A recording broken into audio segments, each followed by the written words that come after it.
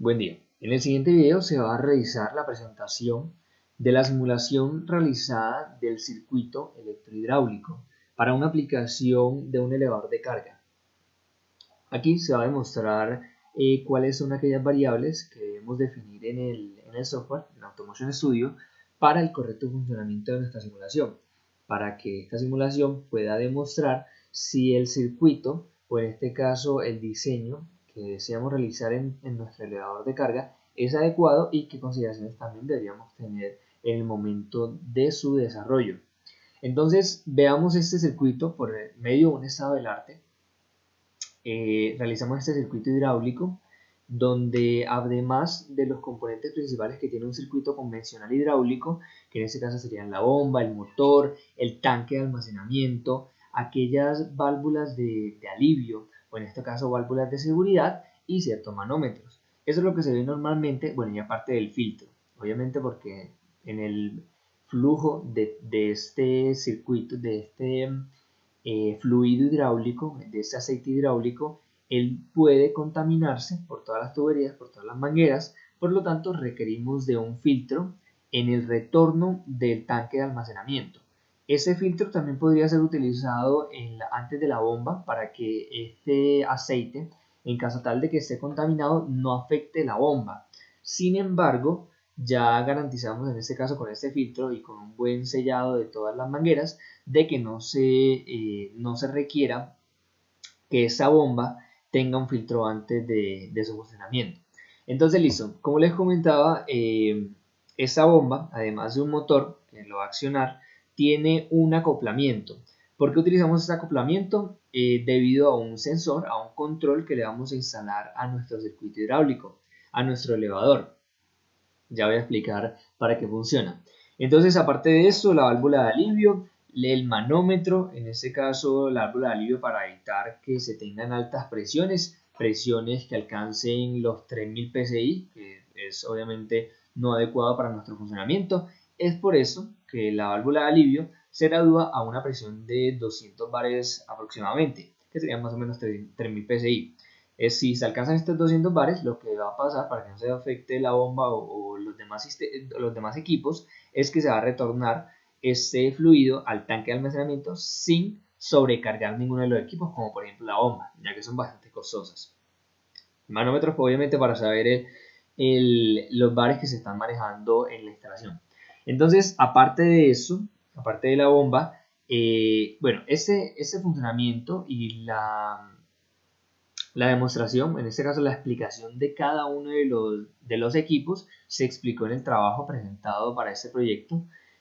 Por lo tanto, no voy a entrar en detalle en explicar cada uno de los equipos. Solo quiero mencionar de que aparte de esos equipos convencionales en un circuito hidráulico para que se tenga un buen funcionamiento, vamos a agregar un acumulador, que ese acumulador va a servir también como ayuda para obtener la presión adecuada, para que se tenga la presión de trabajo, que para nuestra aplicación es de 500 psi o 34,5 bares aproximadamente.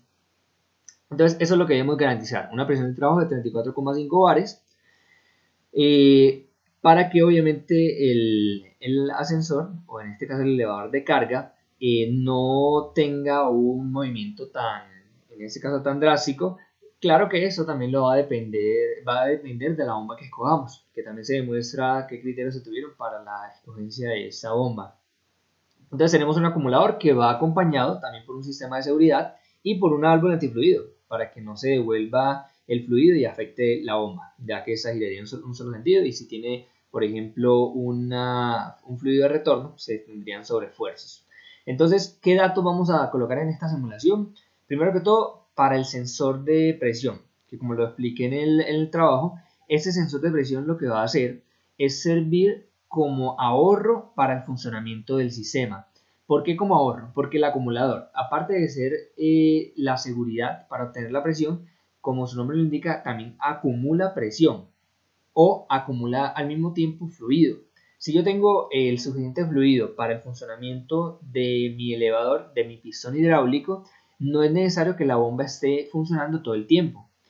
Entonces, ese acoplamiento es un acoplamiento eléctrico que recibe una señal que le da el sensor de presión para que cuando se tenga ya sea la presión o el caudal de trabajo, bueno, en este caso sería la presión, cuando se tenga los 500 psi, gracias al acumulador, el motor se desconecte de la bomba.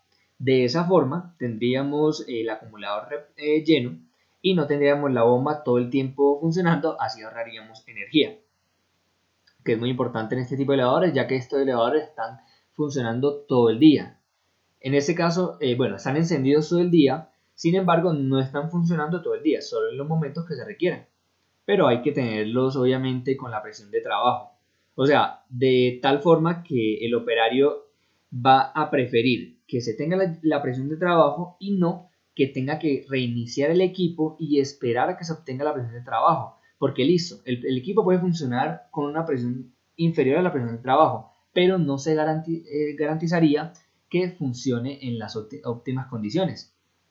Entonces para esto el operario tendría que encenderlo y esperar un tiempo para poder subir la carga y eso obviamente retrasaría su trabajo. Entonces para eso tenemos el motor, el acoplamiento eléctrico. ¿Qué hace el acoplamiento eléctrico? Cuando se tenga la presión de trabajo desconecta la bomba, pero ya cuando disminuyamos la presión de trabajo, que ya no tengamos, bueno, que ya empezamos a utilizar el ascensor, se va a disminuir la presión, obviamente vamos a utilizar el fluido, entonces ahí se vuelve a encender la bomba.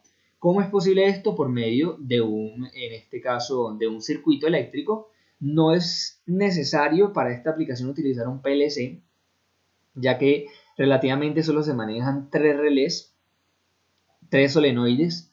No son tanto las condiciones de trabajo, no es requerido de que se compre un PLC y pues obviamente el tener un PLC aumentaría los costos. Entonces mejor en vez de eso se utiliza un circuito eléctrico bastante sencillo, un encendido, un apagado, un stop, que es el que vemos acá, los botones, y tenemos los botones de subir y bajar que van a activar los relés para activar cada uno de los solenoides que van a manejar la válvula. Listo. Ya bien dicho esto y explicado un poco el funcionamiento, vamos ahora sí a poner todos los datos principales. Lo primero es definir los datos del pistón. El pistón obviamente requerimos que tenga una carrera de 2.5 metros, que sería la carrera deseada para transportar la carga en la longitud requerida por el elevador de carga. Digamos que va del piso 1 al piso 2, se requiere una longitud de 5 metros y respecto a la aplicación y al modelo que estamos utilizando, que en este caso es por poleas, en donde sube el pistón 1 metro y sube en este caso la carga 2 metros, vamos a llegar a los 5 metros de la carga subiendo o moviendo el pistón en una longitud de 2.5 metros. Entonces, eso es lo primero que llenaríamos, los 2500 milímetros para la longitud del pistón para la carrera. Debemos garantizar, en este caso, también, ya sabemos cuando compramos el acumulador qué volumen va a tener. Ya fue calculado y se tiene un volumen de 32.000 centímetros cúbicos. Eso es lo que acumularía valga la redundancia, este acumulador. Otro dato que debemos definir desde el principio, los datos de la bomba. Como bien sabemos, una vez realizado el estudio, se determina cuál es la cilindrada, en este caso cuál es el desplazamiento de la bomba. Va a ser definido el desplazamiento por 23 centímetros cúbicos en cada revolución. Ya tendríamos que ser un poco más estrictos una vez tengamos la bomba para definir cuáles son los requerimientos ya de temperatura, cuál es la velocidad angular. Ya sabemos que la velocidad angular es 1800. Todo esto lo fuimos tomando de la cotización, bueno, no tanto de la cotización, sino el diseño de nuestro circuito, de los cálculos que tuvimos para la bomba deseada de 1800 revoluciones por minuto y una cilindrada de 23 centímetros cúbicos por revolución. También, como les había mencionado, trabajamos a unos 500 bares de presión. Aquí pongamos 500 bares. Esta es la presión de trabajo, temperatura máxima 100 grados centígrados, este ya viene por defecto, no es necesario que lo modifiquemos. ¿Qué otro dato modificamos antes de iniciar la simulación? Estos serían los únicos.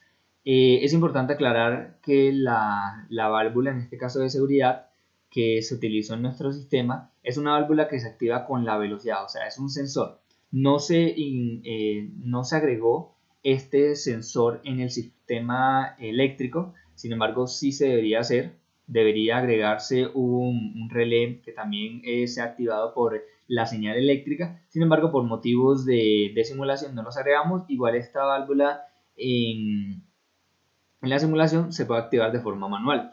Eso no es lo indicado. Obviamente la válvula se activa cuando se tiene una velocidad el pistón, en caso tal de que tenga caída libre. Si se tiene caída libre, obviamente el pistón ya va a tener una velocidad. Eso lo va a detectar el sensor de velocidad y esta válvula se va a cerrar, bloqueando el movimiento del fluido, perdón, del pistón. Listo, esos datos que acabamos de mencionar ya los agregamos en la simulación. El motor no es necesario decir a qué revoluciones trabaja, porque eso ya lo estamos diciendo en la bomba. El filtro, si fuéramos estrictos, también le podríamos decir cuánto es el tamaño mínimo de la partícula que entraría en este caso en nuestra simulación. Sin embargo, no se va a definir. Ya en un futuro estudio, ya cuando empecemos a ver con más detalle el fluido de trabajo, ya lo hicimos, pero no hemos seleccionado específicamente cuáles son las condiciones del fluido. Ya el fabricante nos va a decir también cuáles son las condiciones que se necesitan. Una vez se tenga eso, ya procederíamos a dejar claro estos datos del filtro. Sin embargo, estos datos del filtro no van a afectar en la simulación, por lo tanto no se colocarán. Entonces ahora sí veamos la simulación. En esta simulación tenemos los botones con el que se inicia el sistema. Aquí vemos cómo empezó a funcionar la bomba, cómo empezó a subir la presión de trabajo. Como no estamos activando el ascensor, el elevador de la carga, él obviamente va a estar aumentando la presión, porque aquí no está fluyendo, valga la redundancia, el fluido. Entonces, listo, tenemos una simulación en donde cuando se alcanza los 34.70 y tantos, 34.8 bares, aproximadamente 500 psi, se detuvo la bomba. ¿Por qué? Porque el accionamiento dejó de funcionar, el accionamiento eléctrico. Como ya tenemos la presión de trabajo, ya podemos empezar a mover el ascensor. Como les mencionaba, el ascensor se puede utilizar antes, pero lo recomendado es que se tenga la presión de trabajo para que él funcione a óptimas condiciones y no se tenga una afectación de los equipos. Listo, entonces ya sabemos que las presiones de trabajo nos las están mostrando nuestros manómetros. Sabemos que gracias a la válvula de estrangulación no se está devolviendo el fluido. Sabemos que la presión es menor a la presión de apertura de las válvulas de alivio, que en este caso serían 200 bares, aquí 193.44, casi lo mismo. Esa acá también está en 200 bares. Todo bien, no se van a activar, no se va a retornar el fluido porque no tenemos una presión excesiva. Ya sabemos que el acumulador no está completamente lleno porque obviamente la presión de trabajo que se utilizó en este caso era de 500 psi. Por ese motivo, en nuestro cálculo de 32.000 litros, perdón, 32.000 centímetros cúbicos pudo no ser adecuado. Podríamos escoger un acumulador de menos volumen por temas de costos. Se utilizó de 30.000, en este caso sí requiere otra aplicación, pero sí se pudo haber seleccionado uno con menos volumen. Listo, entonces, ¿qué tenemos en la simulación? Ya solo nos restaría iniciar la simulación. Entonces, vamos a ver cómo el circuito sube al accionar el botón de subir. Vemos que se empieza a mover el fluido. El sensor de caudal nos está diciendo que hay un caudal de 50 litros por minuto, pero sabemos que gracias a la selección que tuvimos de la bomba, el caudal que necesitamos no es tan alto, necesitamos un caudal de 39,7 litros. Entonces para eso utilizamos una válvula de alivio. Esa es la importancia de la válvula de alivio. Seleccionamos la válvula de alivio de tal forma que no tengamos caudales tan altos. Bueno, vamos a devolver un poco la simulación. Vamos a activarla acá de nuevo. Veamos entonces cómo modificamos el caudal. Si tenemos la válvula de alivio, podríamos decirle que en este caso sea de 3 milímetros y ya empezaríamos a reducir el caudal. Tendríamos, por ejemplo, 3.5 y la moveríamos, ajustaríamos el diámetro de la válvula de alivio de tal forma que obtengamos un caudal de 39.7 litros por minuto.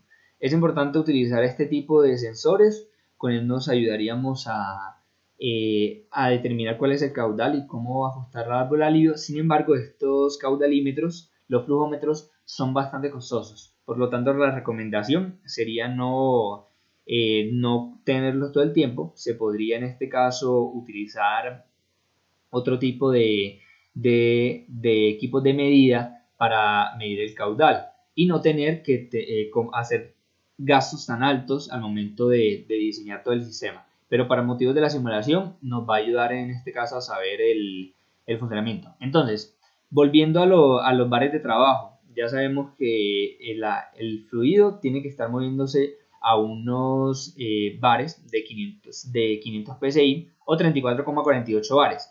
En esta simulación podemos ver por medio de esos indicadores que la presión de trabajo, si bien no está generándose a 37 bares, al principio sí lo estábamos viendo, él va obviamente cambiando la presión de trabajo, pero se estaba garantizando que la presión no excediera los 500 psi. Entonces con esto ya decidimos de que se está moviendo, pues está funcionando nuestro sistema hidráulico como debería. Volviendo al tema de la válvula de seguridad, llevemos este pistón hacia arriba.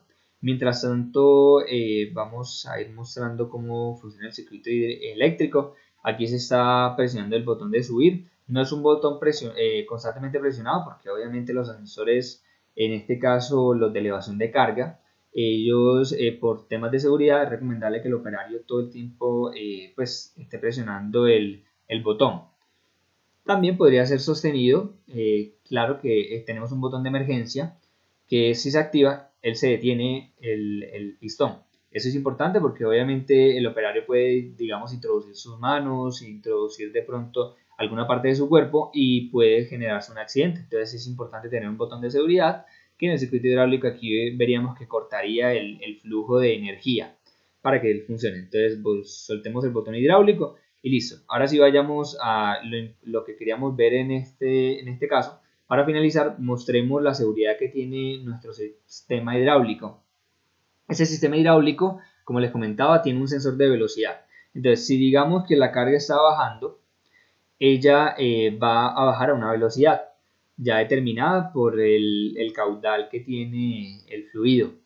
Pero si de pronto esta manguera se rompe, que en la simulación no tendríamos cómo ver que la manguera se rompe solo con una válvula, en caso tal desactivando la válvula, eso diría como entre comillas que se rompió la manguera, pero digamos que si se rompe la manguera y la velocidad es tan alta que el sensor se activa eléctricamente, la válvula se activaría de tal forma que corta el circuito, el fluido de energía, el fluido de aceite, perdón. Entonces, como esa está conectada justo en la entrada de energía o al mismo tiempo en la salida, porque si bien al ser un pistón de doble efecto, este circuito hidráulico, este fluido, ya sea que entre por esta manguera o salga por esta manguera. Entonces, si se tiene este inconveniente subiendo, el elevador va subiendo y de pronto se rompe la manguera, ya sea la superior o la inferior, él empieza a ir en caída libre. Empieza a ir en caída libre. Bueno, dos cosas. Si él va subiendo, si el elevador va aumentando la altura y se rompe la manguera, entonces ya el elevador quedaría sostenido y ya la manguera, o en este caso la entrada del fluido, que la bomba, estaría generando bastante presión. Y eso, pues imaginemos que él está aquí detenido. Esa manguera está rota, no hay salida de fluido. Entonces, al tener esto y al seguir entrando fluido, se va a aumentar tanto la presión que va a llegar un momento en que estas válvulas de alivio se activen y se empiece a devolver el fluido. En este caso, la válvula de velocidad, el sensor de velocidad se activaría también, porque ya no tendríamos un fluido que esté sosteniendo este pistón. Y obviamente el fluido saldría de forma rápida. Ya en el caso contrario, si el elevador va bajando y esa manguera se rompe, entonces ya sabríamos que todo el aceite se va a salir rápido. Entonces, como ya el aceite va a salir rápido, se aumenta mucho la velocidad del pistón y ya esta válvula de seguridad o este sensor de velocidad se activaría, impidiendo la salida del aceite que vemos acá. Eso mantendría al pistón en una posición fija hasta que se corrija el error de la manguera, se conecte y se vuelva a desactivar la válvula de seguridad o el sensor de velocidad.